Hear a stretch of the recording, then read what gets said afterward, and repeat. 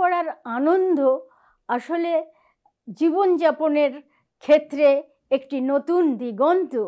বই পড়ার আনন্দ নতুন দিগন্তের নানা কিছু উদ্ভাবন করে।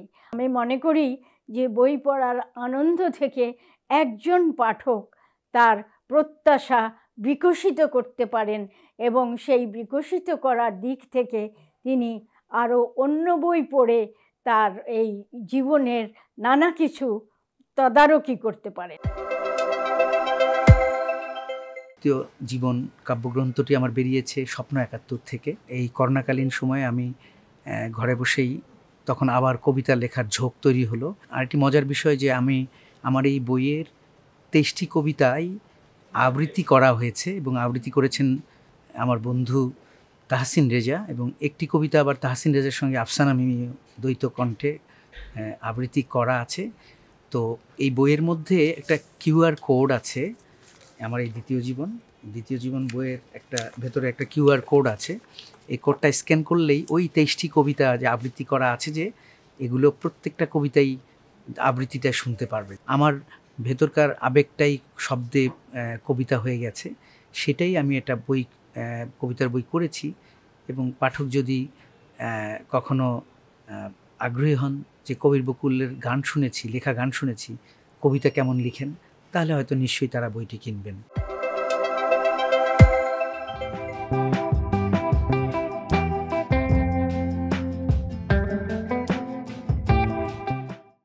বইটি লেখার উদ্দেশ্য হচ্ছে যে আসলে সময়টাকে ধরে রাখা। মানে আমরা ওই সময়টাতে আসলে ঘরবন্দি ছিলাম, তারপরে হচ্ছে আশেপাশে অনেক মানুষ মারা যাচ্ছিল। আসলে সেই সময়ে কি হবে, আগামীকাল কি হবে, কিংবা আসলে মানে পরিস্থিতিটা ওরকম ছিল যে আসলে কি হবে, একদম সবাই একটা মানে একদম ওরকম, মানে ওই সময়টার জন্য কেউই মানে প্রস্তুত ছিল না সারা বিশ্ব।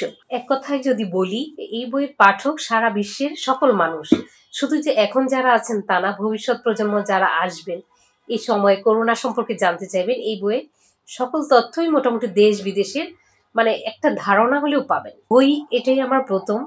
আমি করোনা সময়ের প্রতিদিনের দৈনন্দিন জীবনের একটা ডায়েরি, এবং এই একটা সময়ের পর আমি যখন দেখলাম যে এটা একটা বিশাল একটা তথ্য হয়ে গেছে, মানে তথ্য সমৃদ্ধ বই হয়ে গেছে, এবং এটা একটা বলতে গেলে আমার মনে হয় এটা একটা আর্কাইভের মতো থাকবে, একটা দলিল। তখন এই সিদ্ধান্তটা নেই আসলে যে এটা আসলে সংরক্ষণ করে রাখার জন্য বই আকারে বের করার বিকল্প নেই। স্বপ্ন ৭১ থেকে আমার যেই বইটা বেরিয়েছে গত বছর, তার নাম মধুরিমায় আলাপ, গোলাম মোস্তফার সঙ্গে। আলোকচিত্রী গোলাম মোস্তফা একজন নামী আলোকচিত্রী। উনি ১৯৫০-এর দিকে বা ৫০-এর দশকের দিকে উনি ফটোগ্রাফি শুরু করেন, যখন উনি প্রাইমারি স্কুলে পড়তেন। তো তারপরে আমরা যদি বাংলাদেশের ফটোগ্রাফির যে সাংগঠনিক ভিত্তির কথা বলি, যেটা শুরু হয়েছে যেই কয়েকজনের হাত ধরে ক্যামেরা রিক্রিয়েশন ক্লাবের মধ্য দিয়ে, গোলাম কাসেম ডেডি যেটার প্রতিষ্ঠাতা ছিলেন, সেইটার কনিষ্ঠতম সদস্য ছিলেন গোলাম মোস্তফা। আমরা বাংলাদেশের ফটোগ্রাফির হিস্ট্রি যদি নির্মাণ করতে যাই, তাহলে অনেক গুরুত্বপূর্ণ মানুষ। তো সেই মানুষটার আমি একটা সাক্ষাৎকার নিয়েছিলাম ২ ঘন্টা, ২ দিন ১৬ ঘন্টা। এটাই ওনার জীবনের শেষ সাক্ষাৎকার, এবং এরপরে উনি প্রয়াত হন। তো সেইটাকে কেন্দ্র করে তার সঙ্গে যে কথাবার্তা, সেগুলো দিয়ে এই বইটা। আমি মনে করি বাংলাদেশে যারা আলোকচিত্র চর্চার সঙ্গে যুক্ত, কিংবা আলোকচিত্র বিদ্যার সঙ্গে যুক্ত বা বিদ্যার্থী বা সাধারণ পাঠকের জন্য আমি মনে করি এই বইটা খুবই গুরুত্বপূর্ণ। যেটা স্বপ্ন ৭১-এর প্রকাশক আবু সাইদ এই বইটা গত বছর খুবই যত্ন নিয়ে প্রকাশ করেছে, এবং এই বইটার মধ্যে কিছু আলোকচিত্র আছে, দুর্লভ আলোকচিত্র, অদেখা আলোকচিত্র, সব কিছু মিলে বাংলাদেশের ফটোগ্রাফির হিস্ট্রি নির্মাণের জন্য এইটা একটা গুরুত্বপূর্ণ দলিল হয়ে থাকবে বলে আমি বিশ্বাস করি। তিন তাসের মানুষ একটি কাব্যগ্রন্থ। এটি আমার ৮ম গ্রন্থ, ৬ষ্ঠ কবিতা গ্রন্থ। এই বইটি একটি কাব্যগ্রন্থ শুধু বিষয়ভিত্তিক যে বিষয়গুলো রয়েছে তার মধ্যে দেশপ্রেম, তারপরে মুক্তিযুদ্ধ, এবং প্রেম, দ্রোহ, যন্ত্রণা, তারপরে মানে সামগ্রিক সমকালীন বিশ্বের যে পরিবেশের বিপর্যয়, রাজনৈতিক বিপর্যয়, মানুষের হীনমন্যতা এবং মানুষের মূল্যবোধের যে অবক্ষয়, সব কিছুর বিষয় কিন্তু এই 3 তাসের মানুষের ভিতরে উঠে আসছে।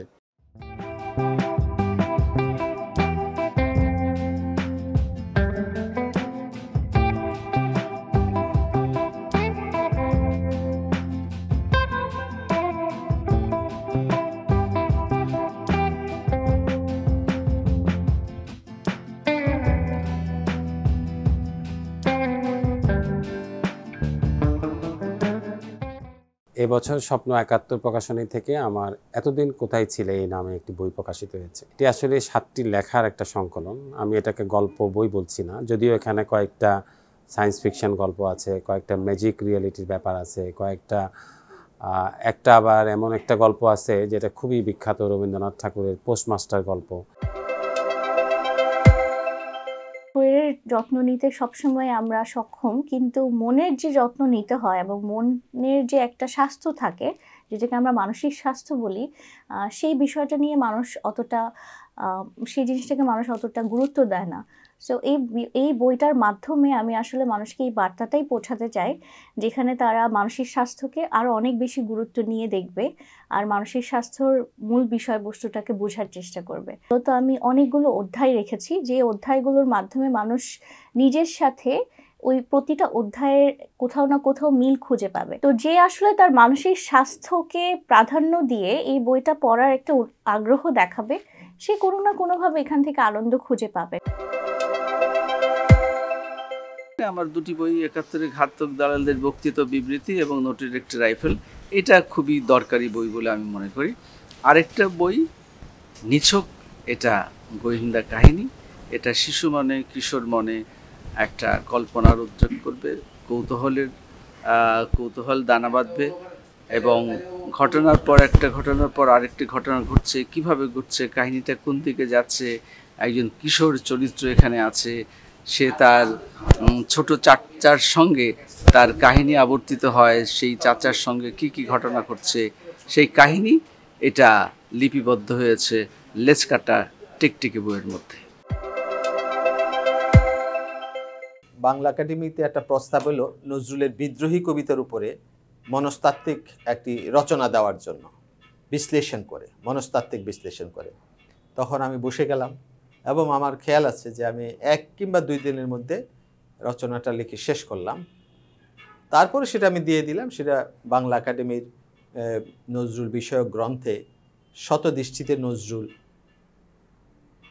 গ্রন্থে প্রকাশিত হয়।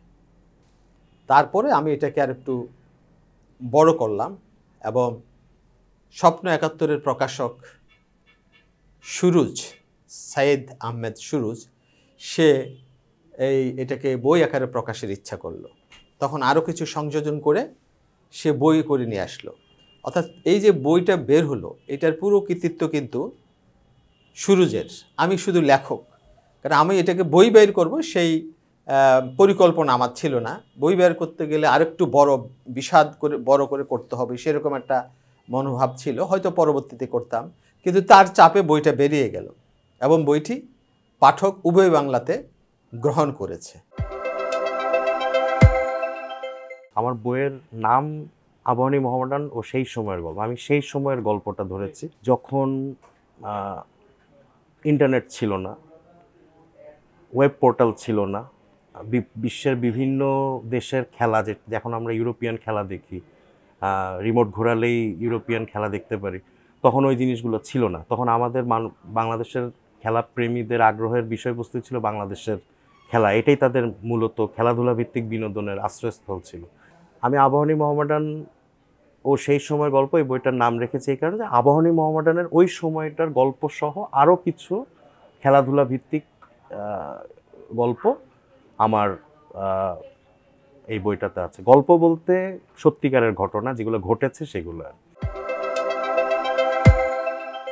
অ্যানালগ টু স্মার্ট বাংলাদেশ যে বইটা আমি লিখেছি, এক সেন্সে আমার জার্নি আইসিটি ইন্ডাস্ট্রিতে কিভাবে শুরু হলো এবং আজ থেকে ৪৫ বছর আগে যখন আমি শুরু করেছিলাম আর এটা মোটামুটি বাংলাদেশের আইসিটি ইন্ডাস্ট্রির একটা হিস্ট্রিও, যে from analog to smart Bangladesh আমরা যেদিকে যাচ্ছি, সেই 1980 সালে যখন আমরা শুরু করি, 79 সালে আমি যখন আমার ক্যারিয়ার শুরু করি, তখন কি অবস্থা ছিল বাংলাদেশের আইসিটি সেক্টরের?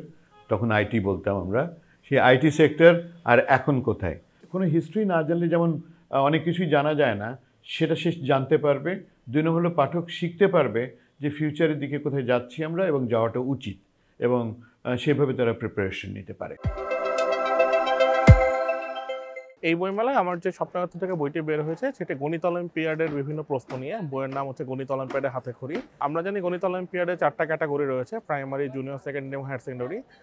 আমি সহ আরও কয়েকজন সহলেখক মিলানোর চেষ্টা করেছি গণিত অলিম্পিয়াডের প্রস্তুতির জন্য যে বিভিন্ন ধরনের সমস্যা এবং যে তাত্ত্বিক বিষয়গুলো রয়েছে এবং কিছু সমস্যার সমাধান উল্লেখ করে আমরা কিছু বই বের করেছি। 4 ক্যাটাগরির জন্য 4টি বই। বইয়ের নাম হচ্ছে গণিত অলিম্পিয়াডের হাতে খড়ি, primary category, junior category, secondary category এবং হায়ার সেকেন্ডারি ক্যাটাগরি।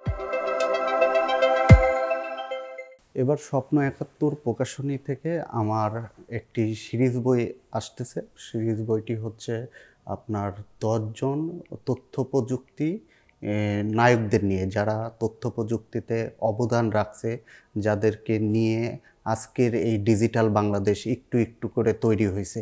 আমরা ডিজিটাল বাংলাদেশ বলি আর স্মার্ট বাংলাদেশ বলি, যে মানুষগুলো পিছন থেকে কাজ করে গেছে, কিন্তু এই মানুষগুলো আস্তে আস্তে আস্তে হারাই যাচ্ছে। এই হারানো মানুষগুলোকেই খুঁজে নিয়ে এই বই। এই বইটি ধারাবাহিকভাবে বের হবে। প্রথমত 4টি বই আমরা বের করব, এই মেলায় হয়তোবা 2টি আসবে। এই বইয়ের মধ্যে যারা আছে যেমন জামিল রেজা চৌধুরী, SM কামাল, আবদুল্লাহ ইসকাফি, বাংলাদেশের প্রথম নারী প্রোগ্রামার সায়দা মুস্তাফিজ, তাই এই মানুষগুলোকে খুঁজে নিয়েই আসলে এই বইটা তৈরি করা, যেটা আমরা সিরিজ বলতেছি। বই থেকে যে মানুষের লাইফ পরিবর্তন হয়, মানুষের জীবন পরিবর্তন হয়, এই পথটা দেখাইছি।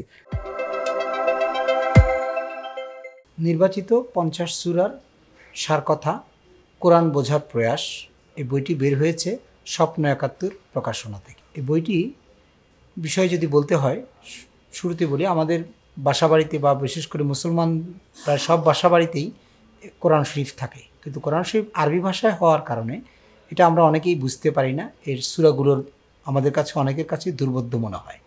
তো সেই দিক থেকে চিন্তা করে এই বইটির কাজে আসলে হাত দিই। এই বইতে দেখা হয়েছে যে সূরা ফাতিহা যেমন বলি, বইটি যদি কেন পড়বেন বলি, সূরা ফাতিহা আমরা প্রতিদিন নামাজে সব নামাজেই পড়ি, কিন্তু সূরা ফাতিহার মাধ্যমে যে আল্লাহর সঙ্গে বান্দার যে একটা কথোপকথন হয়, সেইটা আমরা জানতে পারবো। এরপরে কোরআন শরীফের সবচেয়ে বড় সূরা বাকারা, সূরা বাকারা 286টি আয়াত, কিন্তু এত বড় সূরা যারা মুখস্থ করেছেন বা যারা পড়েছেন তাদের কথা বাদ দিলে সাধারণ মানুষ কিন্তু এটা বুঝতে পারবে না। তো সেইখানে আমরা চেষ্টা করেছি এই সূরা বাকারাকে 9টি ভাগে ভাগ করে, যাতে মানুষ বিষয়গুলো বুঝতে পারে। প্রতিটা মানুষের ভিতরে একটা ব্যক্তিগত জাদুঘর থাকে। সেই জাদুঘরে মানুষ না চাইলেও তাদের প্রিয় অপ্রিয় নানা মুখ সেখানে জমা হতে থাকে। এই একটা সময়ের পর যে দেখা যায় যে সেই সঞ্চিত হতে চাওয়া মুখগুলো, সেই স্মৃতিগুলো হাজারো খুচরো পয়সার মতো ঝনঝন করে ওঠে। এই নীল সার্কাসের ঘোড়া মূলত সেই ঝনঝন করে ওঠা শব্দকে নিয়েই লেখা। এই নীল সার্কাসের ঘোড়া সেই পুরনো দিনে ফেরত নিয়ে যাবে মানুষকে। মূলত বয়ঃসন্ধির প্রেম, বয়ঃসন্ধির সম্পর্ক। সো এই বই বয়ঃসন্ধি থেকে শুরু করে কিশোর কিশোরী থেকে শুরু করে যে কেউ পড়তে পারে আর কি, যে কেউ এই বইয়ের পাঠক হতে পারে। এটা হচ্ছে আর্মেনিয়ার বাংলাদেশ, একটা ভ্রমণ ইতিহাস। মূলত আর্মেনিয়ার পূর্ব ইউরোপের একটি দেশ। ওই দেশে আমি ভ্রমণে গিয়েছিলাম 2017 সালে একটা কালচারাল অনুষ্ঠানে। সেখানে গিয়ে জানতে পারি যে আর্মেনিয়ার একটা জেলার নাম হচ্ছে বাংলাদেশ। আমি তথ্য উদ্ঘাটন করি যে কেন এটা বাংলাদেশ হলো। তো বিভিন্ন ধরনের তথ্য পেয়েছি। একজন ঐতিহাসিক বলেছেন যে এটা হচ্ছে আর্মেনিয়া একটা নিচু অঞ্চল, যেটা অনেকটাই দেখতে বাংলাদেশের মতো পরিবেশ সম্মত, সবুজ গাছপালায় পরিপূর্ণ এবং নদী নালায়, এজন্য এটার নাম বাংলাদেশ। আবার একটা গ্রুপ বলেছে যে মুক্তিযুদ্ধের সময় বাংলাদেশের প্রতি এবং মহান মুক্তিযুদ্ধের প্রতি এবং বঙ্গবন্ধুর প্রতি সম্মান রেখে এবং পাকিস্তানের প্রতি ঘৃণা থেকে আর্মেনিয়া হচ্ছে একটা নামকরণ করেছিল বাংলাদেশ, তাদের একটা জায়গার নাম। আরেকটি তথ্য পেয়েছি যে আমাদের বাংলাদেশে আরমানিটোলা আছে, এটা একটা হিস্ট্রিক্যাল একটা ব্যাকগ্রাউন্ড। আর্মেনিটোলা এখানে 1600 শতকে আর্মেনীয়রা আসছিল বাংলাদেশে, সেখান থেকে ওরা যাতায়াত করতো আর্মেনিয়ায়। ওরা গিয়ে দেখে এমন একটা জায়গা যেখান থেকে ওরা একটা জায়গার নাম বাংলাদেশ নামকরণ করতে করতে ওই জায়গাটার নামকরণ হয়ে যায় বাংলাদেশ। তো আমি এই তথ্যগুলো নিয়ে আসি এবং আমার যে পুরো আর্মেনিয়া ট্যুর 9 দিনের, সেই ট্যুরের উপরে আমি এই পুরো ভ্রমণ কাহিনীটা লিখেছি। বইটার প্রচ্ছদ করেছেন মোহাম্মদ হাবিব এবং প্রকাশ করেছে স্বপ্ন 71। আমার এই বইটির নাম বঙ্গবন্ধু বাংলার জ্যোৎস্না ও রোদ্দুর। এটি প্রকাশ হয়েছে স্বপ্ন 71 থেকে। এটি আমার অত্যন্ত প্রিয় একটা প্রকাশনী। এই বইটিতে আমি বঙ্গবন্ধুর জীবনের বিভিন্ন দিক নিয়ে আলোচনা করেছি। এখানে প্রায় 11টা পর্ব আছে। 11টা পর্বে প্রায় 100রও বেশি উপশিরোনাম আছে। তো এই উপশিরোনামগুলোয় আমি বিভিন্ন বিষয় নিয়ে এসেছি বইটিতে, এবং আমার মনে হয় পাঠক এই বইটি পড়লে অনেক নতুন বিষয় জানতে পারবেন এবং নিশ্চিত তাদের ভালো লাগবে। যারা বঙ্গবন্ধুর জীবনের অনেক বিষয়, বঙ্গবন্ধু সেই 9 মাস পাকিস্তানের কারাগারে ছিলেন, পাকিস্তানের কারাগার থেকে তার যে দুঃসহ যন্ত্রণার দিনগুলো ছিল, ওখান থেকে ছাড়া পেলেন, তারপরে লন্ডনে গেলেন, সেখানে যে বঙ্গবন্ধু ভাষণ দিয়েছেন, লন্ডনের প্রধানমন্ত্রী এডওয়ার্ড হিথের সঙ্গে বৈঠক করেছেন, বিভিন্ন রাষ্ট্রদূতদের সঙ্গে কথা বলেছেন, স্বাধীন বাংলা নির্মাণের ব্যাপারে কথা বলেছেন, এরকম নানা বিষয় বঙ্গবন্ধু আলোচনা করেছেন। সেই সব বিষয়সহ তার জীবনের সেই শুরু থেকে প্রায় 10 জানুয়ারি দেশে ফিরে আসা পর্যন্ত অসংখ্য বিষয় সুন্দর সুন্দর শিরোনাম দিয়ে সহজ সরল ভাষায় বইটি লেখা। এবার আমাদের অমর একুশে গ্রন্থ মেলায় নতুন আমাদের সঙ্গে 52টি বই যুক্ত হচ্ছে। আমাদের উল্লেখযোগ্য কিছু বই ইতিমধ্যে আমাদের কাছে প্রকাশিত হয়ে গেছে। যেই সব বইগুলো আমি বিশেষ করে বলতে চাই, প্রথমত আমি বলতে চাই যে জুনায়েদ আহমেদ পলক, তথ্য বাংলাদেশের ডাক ও টেলিযোগাযোগ ও তথ্য প্রযুক্তি বিষয়ক মন্ত্রণালয়ের প্রতিমন্ত্রী জুনায়েদ আহমেদ পলক, তার একটি বই এসেছে ডিজিটাল বাংলাদেশ এক সফল উন্নয়ন দর্শন। এই বইটি একটি উল্লেখযোগ্য আমাদের একটি বই। তারপরে আমি বলতে চাই যে আমাদের নদিয়া মুক্তিযুদ্ধ নিয়ে যে নদিয়া বা কৃষ্ণনগরে যে ভূমিকা ছিল সেইটা নিয়ে উল্লেখযোগ্য একটি বই মুক্তিযুদ্ধের, সঞ্জীব দত্তের। সেই বইটি একটি মুক্তিযুদ্ধের সময় যে নদিয়াতে যেভাবে মুক্তিযুদ্ধের আশ্রয় নিয়েছিলেন, শরণার্থী আশ্রয়, তারপর হচ্ছে ওইখানকার যে স্বাধীন বাংলা বেতার কেন্দ্র যে ওইখান থেকে সম্প্রচারিত হয়েছিলেন, এবং সর্বশেষ নিয়াজি ওইখানে যে বন্দি অবস্থা ছিল সেটা এই বইয়ে আমরা উল্লেখ করেছি। তো এই বইটা খুব অসাধারণ একটি বই। তারপরে বলা যেতে পারে কাজাকিস্তান নিয়ে ভ্রমণ নিয়ে একটা চমৎকার বই লিখেছেন ফাতিমা জাহান। তিনি কাজাকিস্তানে ওই সময় ওদের কালচার, সেখানকার কিভাবে তিনি দেখেছেন সেই বইটা সম্পর্কে এই বই বিস্তারিত তিনি উল্লেখ করেছেন। তারপরে বলা যায় যে আমাদের আনুষা চৌধুরী, তিনি মানসিক বিশেষজ্ঞ এবং তিনি একটা খুব অসাধারণ বই আমাদেরকে উপহার দিয়েছেন, যে বইটার ভিতরে এখনকার সময়ে যে সমস্যাগুলো, বিশেষ করে মানসিক সমস্যার সম্পর্কগুলো, বন্ধুত্ব কি সম্পর্কগুলো, এই বইয়ে এই বিষয়গুলোকে তিনি উল্লেখ করেছেন এবং খুব চমৎকার সহজ সরল ভাষায় তিনি এই বইটাতে তুলে ধরেছেন। বইটির নাম হচ্ছে ভয়হীন জীবনের খোঁজে, আনুষা চৌধুরী। তারপরে আমরা যদি উল্লেখ করতে পারি মুক্ত গদ্যের একটি বই, যেটি সুজন সোপান্ত লিখেছেন। তিনি মুক্ত গদ্য নিয়ে খুব অসাধারণ লেখে, যে লেখাগুলো এই বইটিতে তিনি তুলে ধরেছেন। বইটির নাম নীল সার্কাসের ঘোড়া। অসাধারণ একটি বই, যে বইটি আসলে আপনাদের মননের জায়গাটা আপনাদের পূরণ করবে আমি বিশ্বাস করি। তারপরে আমরা বলতে পারি যে মনি হাসান সবসময় বিভিন্ন রকম প্রযুক্তি এবং গণিত এবং মার্কেটিং নিয়ে বই লেখা, কিন্তু এইবার একটি ব্যতিক্রম ধরনের বই, যেটা একেবারে তার ব্যতিক্রম ধর্মের গল্পের একটা ছায়া তিনি তুলে ধরেছেন। তো তিনি এই 7টি গল্প লিখেছেন, গল্পগুলো খুব ভালো লাগবে নিশ্চয়। তারপরে কবি মাহফুজ রিফন, তিনি তার কবিতার বই 3 তাসের মানুষ, সেখানে তিনি তার কবিতাগুলো খুব অসাধারণ কবিতার ছলময় ব্যবহার করে তিনি কবিতাগুলো আমাদের উপহার দিয়েছেন। তারপরে এরকম আমরা যদি আরও বেশ বলতে পারি যে ওপার বাংলার একজন অন্যতম কথা সাহিত্যিক, তিনি তার উপন্যাস যে উপন্যাসটি মানব জীবনের একটি খুব অসাধারণ একটা ক্লাইম্যাক্স মানে ফুটে তুলেছেন সে সময়কার তিনি এই ঘটনাটা দিয়ে, যে গল্পটি হচ্ছে যে বাঘ ফেরা চলা জীবন, এটা একটা অসাধারণ উপন্যাস।